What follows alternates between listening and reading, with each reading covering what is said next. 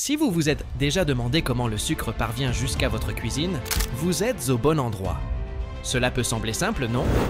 Il vous suffit d'aller au supermarché, d'acheter un paquet, et voilà, vous avez du sucre pour votre café, vos desserts, ou pour sucrer ce que vous voulez.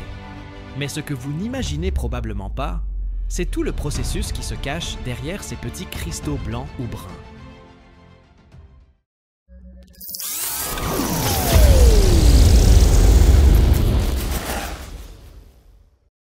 Le sucre ne naît pas dans un paquet, ni n'apparaît magiquement en magasin.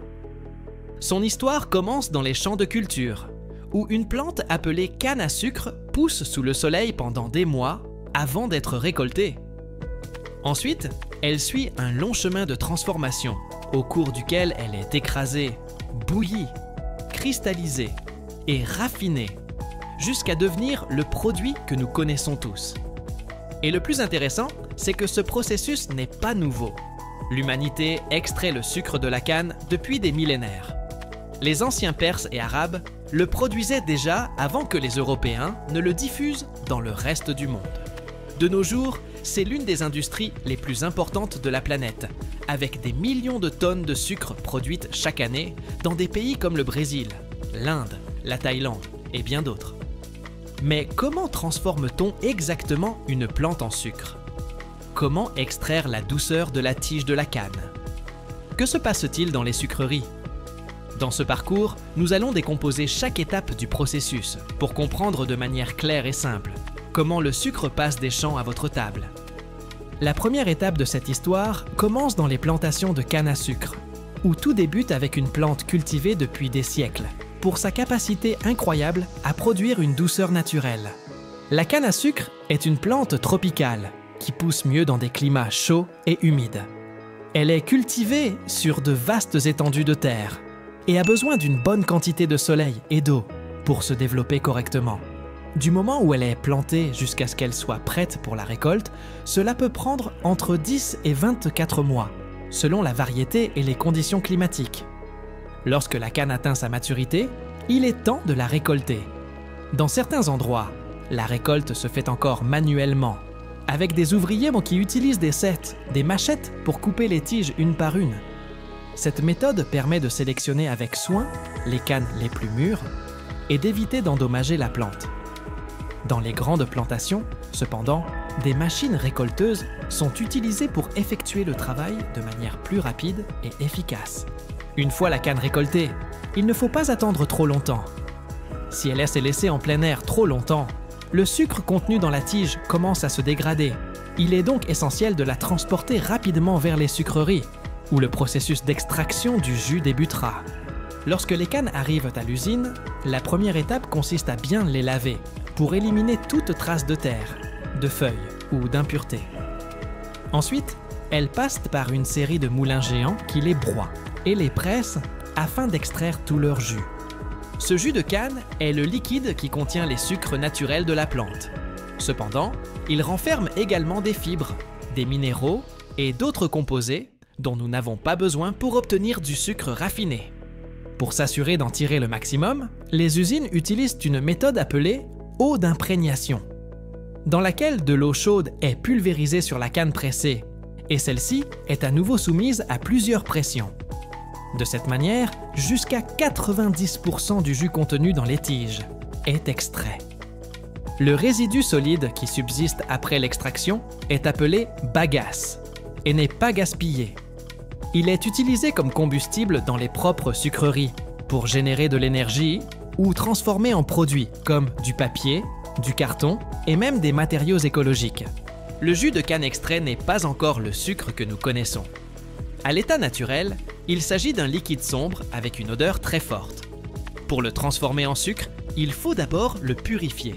Ce processus commence par chauffer le jus afin de tuer toute bactérie ou micro-organisme. Ensuite, on y ajoute de la chaux pour neutraliser son acidité et aider à séparer les impuretés. Puis, on le laisse reposer pour que les particules solides se déposent au fond, permettant ainsi d'obtenir un liquide plus pur. Une fois le jus purifié, on passe à l'étape suivante, l'évaporation. À ce stade, l'objectif est d'éliminer la majeure partie de l'eau contenue dans le jus, afin de concentrer les sucres. Un système d'évaporateur géant est utilisé, où le liquide est chauffé sous une pression contrôlée, jusqu'à ce qu'il se transforme en un sirop épais. Ce sirop est le précurseur du sucre, et bien qu'il ne contienne pas encore de cristaux, il possède déjà une forte concentration de saccharose. Pour convertir le sirop en sucre solide, on effectue un processus appelé cristallisation. D'abord, le sirop est chauffé dans de grands réservoirs, et on y ajoute de petites particules de sucre servant de germes, qui formeront la base de la croissance des cristaux. Au fur et à mesure que le sirop refroidit lentement, les cristaux de sucre commencent à se développer. C'est un processus délicat où la température et le temps doivent être contrôlés avec précision pour obtenir des cristaux de taille adéquate. Lorsque les cristaux ont atteint la forme désirée, ils sont séparés du liquide restant, appelé mélasse. La mélasse est un sous-produit épais et sombre, utilisé pour fabriquer des produits comme le rhum, l'alimentation animale et même des édulcorants naturels. Les cristaux de sucre formés contiennent encore un peu d'humidité. Ils sont donc séchés à l'air chaud jusqu'à être complètement secs et prêts à être consommés. À ce stade, nous disposons d'un sucre brut, de couleur brun clair. Selon le type de sucre que l'on souhaite produire, il peut être vendu tel quel, comme le sucre brun, ou subir un processus de raffinage supplémentaire pour obtenir du sucre blanc. Le sucre raffiné passe par une série de filtrations, avec du charbon actif ou des résines spéciales qui éliminent toute coloration naturelle. Il est ensuite recristallisé et séché jusqu'à obtenir ces grains blancs et uniformes que l'on trouve dans les supermarchés. Une fois que le sucre a traversé tout le processus de raffinage et de séchage, il est prêt pour l'étape suivante, l'emballage. Mais avant d'arriver sur nos tables, le sucre doit encore subir un minutieux processus de classification et de contrôle de qualité. Tous les sucres ne se valent pas. Selon leur destination finale, ils peuvent varier en pureté, en taille de cristal et même en texture. C'est à cette phase que se définit leur présentation, allant des cristaux les plus fins et pulvérulents, utilisés en pâtisserie, aux cristaux plus gros employés dans l'industrie agroalimentaire. L'emballage du sucre est un processus automatisé dans la plupart des usines. Les lignes de production fonctionnent à grande vitesse pour remplir et sceller chaque paquet avec la quantité exacte de produit.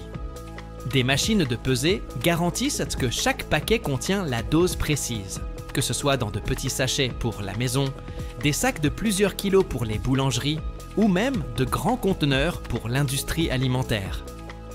Chaque paquet passe par un système d'étiquetage où sont imprimées des informations clés telles que la date de production, le lot de fabrication et l'origine du sucre, permettant ainsi de retracer son origine si nécessaire.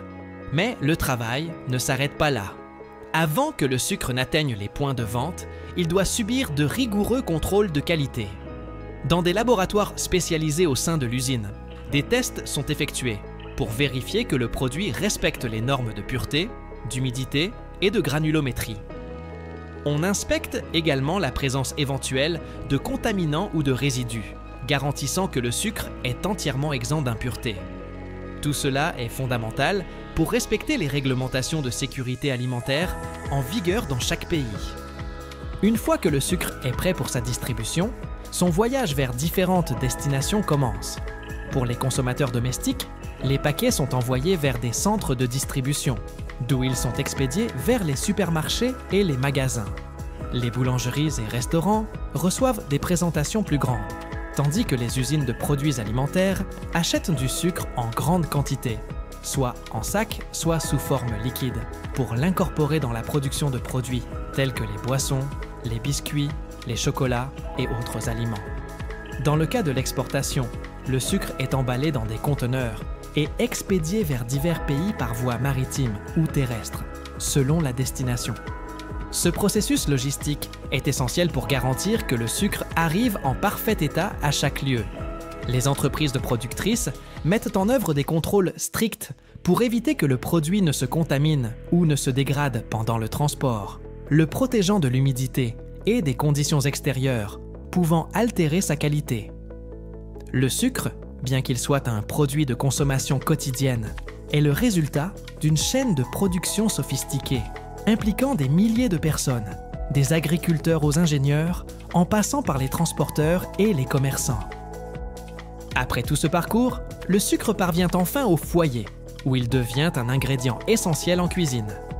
Bien souvent, en sucrant une tasse de café ou en préparant un dessert, nous ne prenons pas le temps de réfléchir à tout l'effort qui se cache derrière chaque grain.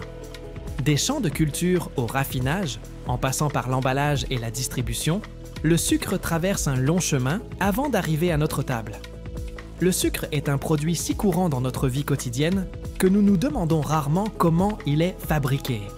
Pourtant, derrière chaque paquet se cache une histoire qui commence dans les champs de canne ou de betteraves et traverse une série de processus industriels avant d'atteindre les supermarchés.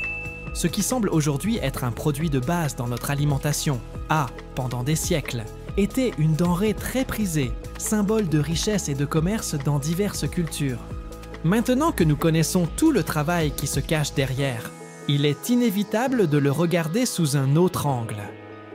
Savoir d'où proviennent les produits que nous consommons nous aide à mieux apprécier l'effort de ceux qui les produisent et à être plus conscients de l'impact qu'ils ont sur l'économie, l'environnement et la société. Le processus de production du sucre n'est qu'un exemple parmi tant d'autres de la manière dont les aliments que nous tenons pour acquis au quotidien possèdent un passé fascinant. Si vous souhaitez en savoir plus sur la fabrication d'autres produits, laissez-le moi savoir dans les commentaires. À la prochaine vidéo.